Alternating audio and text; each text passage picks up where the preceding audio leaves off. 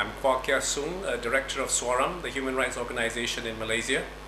Thank you for inviting me to this conference. We're speaking at a time when throughout the Arab world we're seeing autocrats looking pretty ridiculous and pathetic. It brings to mind the pithy comment by the Czech diplomat Jan Masaryk, who said, "Autocrats are rulers who always look good until the last 10 minutes. Well, over here in Malaysia, one of Malaysia's most famous autocrat recently has been busy in his autumnal years trying to whitewash his record in office by publishing his semi-fictional memoirs. And even before it was published, he couldn't help but claim in a pre-launch publicity that Operation Lalang was actually not his doing, but that of the police. And this was not surprising since Operation Lalang was probably Mahathir's worst abuse of power during his 23-year-old rule. The white paper on Operation Lalang itself was actually the worst example of official whitewash to justify the arrests and detentions under Operation Lalang. We know that 1987 was a time during Mahathir's term of office when he was faced with the biggest challenge to his rule, when Team B of UMNO under Tunku Razali was challenging the results of the UMNO elections at the time. And a court decision in Team B's favor would have meant the end of Mahathir's grasp on power. So in the run-up to Operation Lalang and before the assault on the judiciary, when the Lord President was sacked and several other Supreme Court judges were suspended, the ruling party had orchestrated a tense situation in the country by creating various so-called sensitive issues involving, for example, the sending of non-Mandarin qualified administrators to the Chinese schools. We saw some issues regarding the conversion of Muslims to Christianity, and UMNO even threatened to organize a 500,000 people rally in the capital. And all this was to justify unleashing Operation Lalang to deal with the so-called enemies of the state. At the time, the Tunku, who was in his twilight years, had seemed to have more perception and integrity than Mahathir at his prime. And this is how the Tunku described Operation Lalang. He said, UMNO was facing a breakup. The Prime Minister, Dr. Mahathir Mohamad's hold on the party appeared critical when election rigging was alleged to have given him a very narrow victory over Tunku Razali. The case alleging irregularities brought by UMNO members was pending in court. If the judgment went against him, he would have no choice but to step down. So he had to find a way out of his predicament. A national crisis had to be created to bring UMNO together as a united force to fight a common enemy. And the imaginary enemy in this case was the Chinese community. And this was what the Tunku said, and this can be found in the publication published by SWARAM and KDAS in 1989. It brings to mind Richard Pearl, an advisor in the Reagan administration, who once said, "Autocrats must have enemies. They must have internal enemies to justify the secret police and external enemies to justify their military forces." Well, I was supposed to have been one of those who posed a threat to the national security in October 1987. And so was Joshua Jamaluddin, the Malay convert to Christianity, other Islamic deviationists, church activists, social activists, Chinese educationists, MPs, and even the leader of the opposition. Now, can you imagine in London, the leader of the House of Commons being detained without trial? No, it appears that this can only happen in Boleh land, where the Internal Security Act is at the convenient disposal of the government of the day, ever since its introduction in 1960. And the most blatant use of the ISA by the ruling coalition to cripple its political opponents was the arrest and detention of practically the entire leadership of the Socialist Front during the 60s by the alliance government. And this sham democracy was the main reason, in the end, why the Labour Party and the Socialist Front boycotted the 1969 general elections. But if you think that you could not ever fall victim to the ISA, you should think again. Because during Operation Lalang, one of the detainees, Hilmi Muhammad Noor, at the time a company executive working for Shell, he never dreamed that he would be detained under the ISA.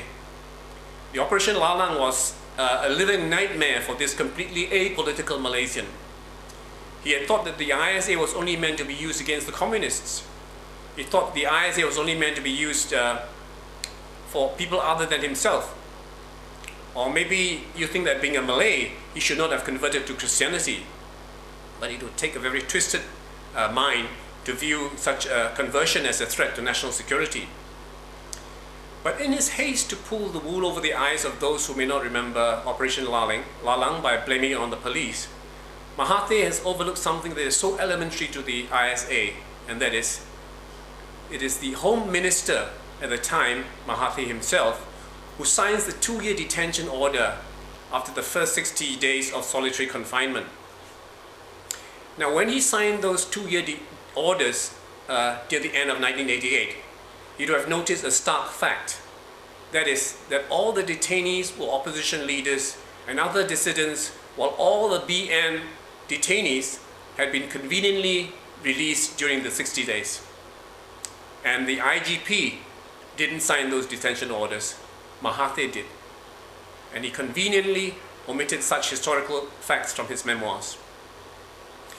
Now, the allegations against me in the detention order were so flimsy they would make an autocrat blush. 1, that I was responsible for drafting the 1985 Joint Declaration by the Chinese associations. 2, that I was responsible for publishing a book called Polarization in Malaysia, The Root Causes in 1987. 3, that I had called on the people to support mother tongue education. And 4, that I had questioned the new economic policy and the national cultural policy. Now, firstly, the Joint Declaration had called for reform based on democracy and human rights, and it was endorsed by 27 major Chinese associations, comprising practically all the Chinese associations in Malaysia. Now, if the memorandum was indeed a threat to national security, shouldn't all these big leaders of the Chinese community be held responsible rather than the person who was supposed to have drafted this document? Secondly, this book, Polarization in Malaysia, The Root Causes, published by KDAS Inc., was not banned by the government at the time. So why should the alleged author be detained for being a threat to national security? If you remember, when Mahathir published his Malay Dilemma in before 1969, it was not banned. It was banned, because it was considered unfit for public consumption by the government of the day. But Mahathir was not detained under the ISA. Now, such is the inconsistency of the government's use of the ISA. Now, thirdly, even the Barisan Nasional has claimed that they support Chinese and Tamil schools. So why should my call for the support of mother tongue education be considered a threat to national security? Finally, if questioning the national economic policy and the national cultural policy can be considered a threat to national security, shouldn't all Malaysians who question the NEP, including Anwar Ibrahim and Khalid Ibrahim today, also be detained under the ISA? So the ISA would be used to detain many, many people if that was true. Now, the arrest and detention of leaders from the whole spectrum of Malaysian society under Operation Lalang was indeed the realization of that well-known quote attributed to Pastor Martin Nuomola about the inactivity of German intellectuals following the Nazi rise to power. You know that famous quote where he said, first they came for the communists, I didn't speak out because I wasn't a communist. Then they came for the trade unionists, but I didn't speak out because I was not a trade unionist. Then they came for the Jews, but I didn't speak out because I was not a Jew. Finally, they came for me, and there was no one left to speak for me. And that reminded me of Operation Lalang. Now, since Mahathir has tried to disclaim responsibility for Operation Lalang, the former IGP Tan Sri Hanif Omar has graciously, if I may say, foolhardily claimed credit for it. I would say he was foolhardy to claim responsibility for all the allegations of torture made by Operation Lalang victims. The 60 days of solitary confinement are already a gross example of mental torture.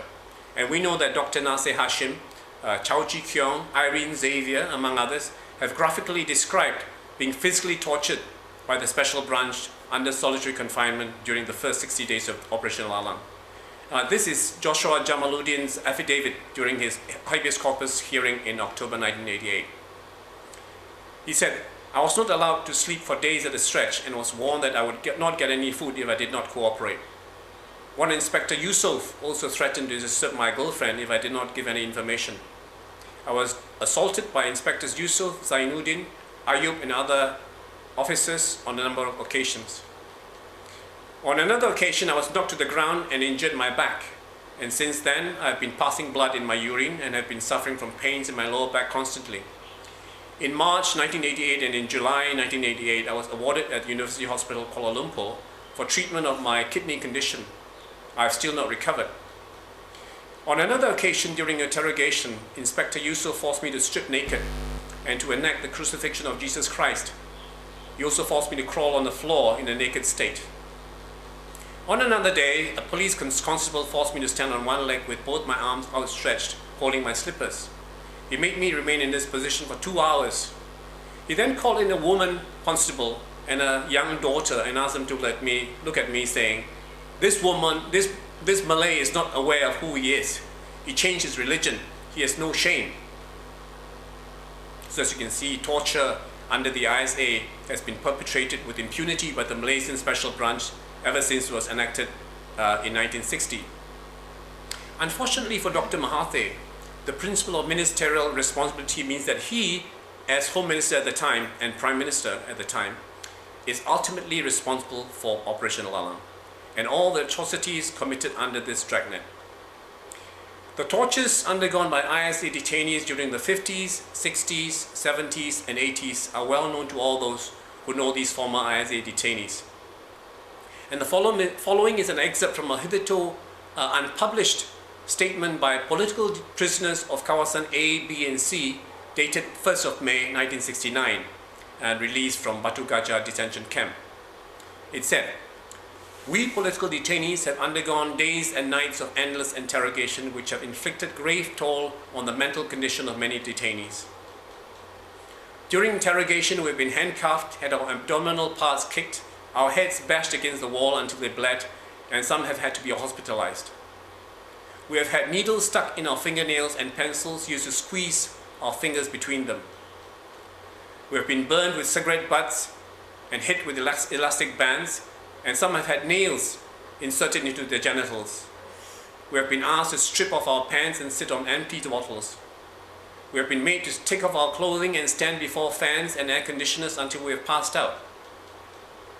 In recent years, torture under the ISA have been graphically described by victims such as Malik Hussein, who won a 2.5 million case against the government, and in Dr. Munawar Anis, Anwar Ibrahim's speechwriter, whose statutory declaration can be read on the internet. The ISA has served the Alliance and the Barisan Nasional for more than 50 years now, and it has been used as an instrument of terror to deter any challenge to its rule. The terror starts from the time the special branch called on the victim's house in the middle of the night in unmarked cars. And the foreboding terror continues throughout the 60 days of solitary confinement and the interminable interrogations. Then when the detainee is sent to Kamunting detention camp, he or she is faced with the terror of an indeterminate period of detention. When I was first sent to Kamunting detention camp, my cellmate who greeted me when I first went there was Mr. Law Ming Liang, who told me that he had been detained for 16 years. And you can imagine the thoughts and the feelings of someone when you're faced with such a prospect of being detained for so long under the ISA. So with such a record, the Malaysian government has the temerity to sit in the UN Human Rights Council today. With such a record, it is not surprising that the Malaysian government has not ratified the Convention Against Torture. With such a record, we can see why the Malaysian government and the IGP are reluctant to establish the Independent Police Complaints Misconduct Committee, as asked for by the Royal Police Commission set up in 2004. And speaking to you, and as Malaysians who care about freedom and justice, democracy and human rights in our country, we should all demand the abolition of this vile act and all the other laws that allow detention without trial.